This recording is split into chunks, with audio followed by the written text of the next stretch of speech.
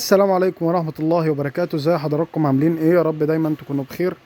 بما ان الصيف خلص فانا جاي النهاردة اكلمك على افضل المراوح السقف اللي طلعت وراحت حققت مبيعات عالية ومفيش منها اي مشكلة. اول حاجة كانت عندي المروحة اللي هي التورنادو ديت، زي ما انا قلت وبكرر 3 موديلات منها. في اعلى حاجة اللي هي بتنزل بكشاف ليد، هي بتبقى زي الشكل دوت. وفي تاني حاجة اللي هي الموديل العادي الدبليو دبليو، وفي موديل تاني الاتش، والاتش دوت افضلها وشرحت ليه. فافضل حاجة واكتر حاجة اتباعت هي الدبليو دبليو، سعرها كان 1150 في الصيف واكتر حاجة اتباعت. تيجي في المرتبة التانية الفريش الرافال، دي تاني حاجة اتباعت واتسحبت من عندي. تالت حاجة اتسحبت من عندي هي الباناسونيك، وكانت سعرها 2200 جنيه. السعر ده موجود لغاية النهاردة، وهي اساسا تقفيل مصري ومكوناتها ياباني، يعني كويسة، وكمان ضمانها مصر حلوان. نيجي للمروحة اللي اتباعت اللي بعد كده، التورنادو موديل الاتش. تورنادو موديل الاتش اتباعت بكميات كتير جدا، وكمان كانت كويسة ومفيش حد اشتكى منها. وزي ما انا قلت هي افضل مروحة في فئة 1600 جنيه، تجيبها وتنساها وتعيش عندك العمر، يعني ربنا يديك الصحة. بعد كده في المراوح الشعبي ناشونال سكاي، ديت من المراوح اللي اتباعت هي وكرنفال. دول المروحتين دول اتباعوا بكميات كبيرة جدا في الرينج اللي هي ال 550 وال 585 وال 600 جنيه. دول افضل مراوح موجودة في الاسعار دي.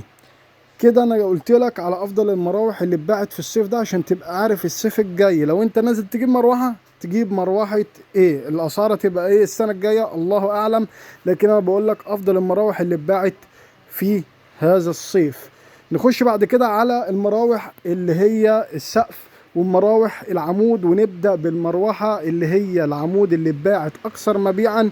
مروحتين بينافسوا بعض، الشبح ال16، الشبح ال18 قصدي، وتاني حاجة عندك اللي هي التيفال ال16 بوصة. طبعا انا مش عندي لانها خلصت بفضل الله الحمد لله. فدول اكتر مروحتين اتباعوا.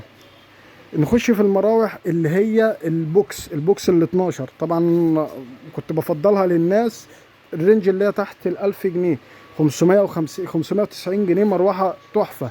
واللي هي منها القمر، واللي هي منها اللي هي الماجيك 850 و750، وكمان في منها بالستاند 1040، وفي منها بالستاند 1100. فكانت اسعارها كويسة واتباعت بشكل كويس. وكمان الفريش المكتب، يعني فريش في المراوح بتبيع وبتعمل منتجات كويسة جدا. خش طبعا في الفريش اللي هي الحائط، وطبعا الفريش الحائط ال16 البرلانتي كانت مكتسحة السنة دي.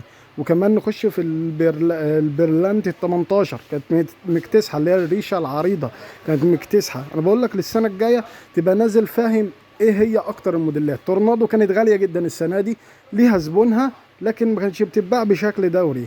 انت بتنزل بتجيب حاجة كويسة، وكمان سعرها يكون كويس. لما يكون في فرق بين المروحه التورنادو والمروحه الفريش 400 جنيه بتروح للفريش، والفريش ما بتقولش لا وبتبيع، وكمان صيانتها موجوده، وكمان عيوبها قليل جدا.